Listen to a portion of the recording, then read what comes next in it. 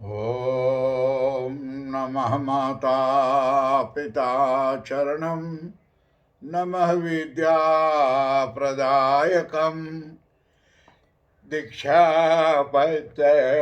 गुरुर्वन्दे वन्दे गुरुपद पुनः पुनः।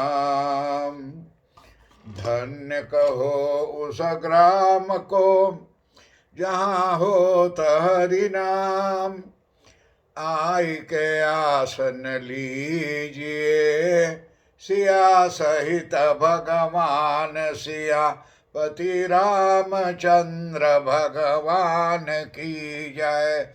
शरणम प्रभु। परम आदरणीय हमारे आज की कथा को श्रवण करने वाले भक्त प्राणियों, आज फिर भी गौ माता मंदिर देरहाट शहर से ये कथा प्रवचन किया जा रहा है और विनय है कि हम सभी लोग इस कथा को बड़ी भावना के साथ ध्यान दें और इस कथा को श्रवण करें। गौ माता मंदिर कोशिश करता है आपके घर घर तक कुछ न कुछ संदेश पहुंचाने के लिए, और आज खुशी की बात है कि मेरी छोटी बहन का जन्मदिन है। तो आज मेरा बहन कई साल को हुआ, 73 साल। 73 को मेरा छोटा बहन एक सूरीनाम देश बेनीपुरियक में रहती हैं, उनकी जन्मदिन है। तो गौ माता मंदिर के तरफ से हमारे बहन चित्रा जी को बहुत बहुत धन्यवाद प्रस्तुत किया जा रहा है कि भगवान आपको रक्षा करे, खुशी दे और बहुत से दिन जीवन दे, आपके आयु बढ़ती ही रहे। आज हल षष्ठमी यानी हल छठ भी बोली जाती है।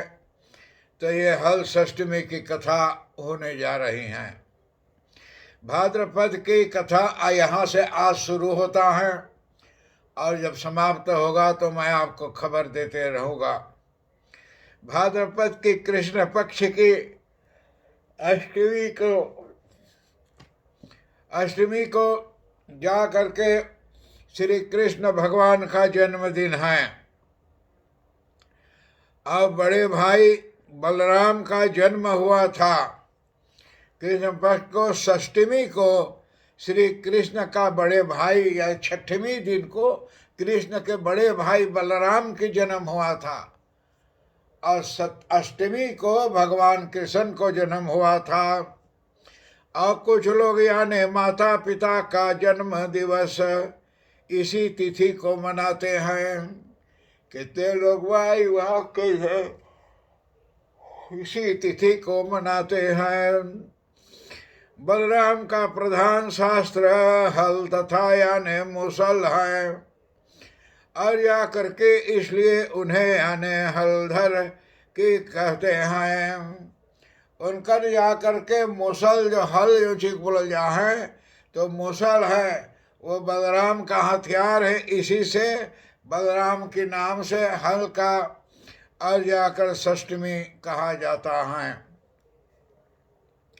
और उन्हीं के नाम पर इस यानी पर्व का नाम हल षष्ठमी पड़ी है। और हमारे देश के पूर्वी जिलों में इसे यानी ललई छठ भी कहते हैं। इसके भारत देश के पूर्व दिशा में ललई छठवीं भी बोलल जा है। उन्हीं के नाम पर यानी पर्व का नाम हल यानी षष्ठमी पड़ा है। हमारे देश के पूर्वी जिलों में पूर्वी जिलों की इस ललई छठ भी कहते हैं। और इस दिन जा करके महुए के दातुन और यानी मरने का करने का विधान है। मरुए का दातुन जो है कि जंगल के लकड़ी तोड़ करके और जिससे हम दतवन करें वही जा करके हैं। और इस यानी दिन और महुए के दतुन करने का विधान भी है। व्रत में हल द्वारा और जोता हुआ और फल तथा अन्न प्रयोग विसर्जन और भैंस के दूध दही प्रयोग किया जाता है। इस दिन जा करके भैंस का दूध भी पिला जाता है। विधान इस प्रकार से है कि एक दिन प्रातःकाल स्नान आदि के पश्चात पृथ्वी को लीप कर एक छोटा सा तालाब बनाया जाता है। कि जमीन लीप करके एक छोटा सा तालाब यानी पानी बनावल जा है और बनाया जाता है, और जिसमें यानी झरबेरी, पलाश, गुल्लर इन सब का एक एक शाखा यानी बांध कर और बनाई गई हर छत को यानी गाड़ देते हैं और इसकी पूजा की जाती है। पूजन में यानी सतंजा, ये सतंजा गेहूँ, चना, धान, मक्का, ज्वार, बाजरा, जौ आदि का यानी भुना हुआ, इन सब को भुना हुआ और तालाब चढ़ाया जाता है या इस सब के भूज करके इन सब का लावा जो होता है तो लावा चढ़ाया जाता है। हल्दी में रंगा हुआ यानी वस्त्र तथा सुहाग सामग्री भी चढ़ाई जाती है, सब जा करके वहाँ चढ़ाई जाती है। अब पूजन के बाद निम्न मंत्र द्वारा प्रार्थना की जाती है। क्या बोलते हैं, प्रार्थना कैसे होता है? गंगा द्वारे कुशावर्ते विल्लवः नील पर्वते स्नात्वा कनखले देवी हरन संभति पतिम आलीलते ललितते सुभगे देवै सुख सौभाग्यदायिने अनंते देवी सौभाग्यम तुभ्यं नमो नमः।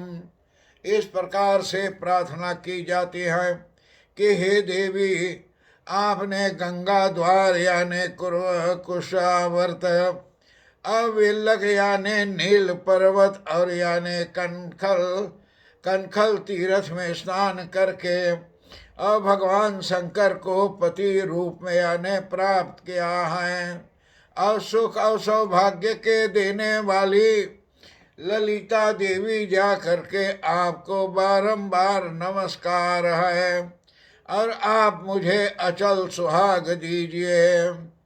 और जा करके विनय प्रार्थना करते हैं। कथा इस विधान से है कि जाकर एक गर्भवती ग्वालिन के प्रसव का समय समीप था और उसे प्रसव यानी पड़ा होने लगी थी और उसकी दही मक्खन बेचने के लिए रखा हुआ था। और वह यानी सोचने लगी कि यदि बालक ने जन्म ले लिया तो दही मक्खन बिक नहीं पाएगा। यह सोचकर वह उठी और सिर पर यानी दही मक्खन की मटकी रखकर बेचने चल दिए। चलते चलते उसकी यानी प्रसव में पीड़ा पड़ गई। प्रसव यानी बोलते हैं कि उनके पेट में पीड़ा हो गई कि अब बच्चा आवे वाला है। और वह जाकर के और झरबेरी की और झाड़ी की ओट में यानी बैठ गई और उसने एक पुत्र का जन्म दिया। और यानी उल्हड़ यानी ग्वाली ने और बालक को कपड़े में लपेटकर वहीं लिटा दिया और स्वयं अटिका यानी उठा करके आगे बढ़ गई और वहाँ बच्चा के सुता दिन कपड़ा में लपेट के जंगल में और अपने आगे जाते हैं माल बेचने के लिए। उस यानी हलछट यानी यद्यपि उसका दूध मक्खन गाय भैंस का मिला और यानी घास बैल का और मिला जुला था, और पर उसने बेचने गई बचते समय बताया कि यह केवल भैंस का है, इसलिए इसका दूध दही बिक गया।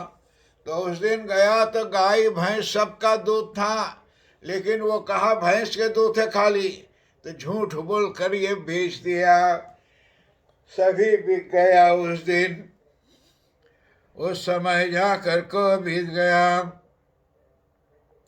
और बताया कि केवल का, इसलिए उसका दूध सब बिक गई। और जहाँ ग्वालिन ने बच्चे को छिपाया था, वहाँ एक किसान हल या करके हल चला रहा था। आई जब बेच गए ग्वालिन, तो वहाँ एक हर चलावे वाला आदमी हर चला उतरा, खेत जोतत रहा।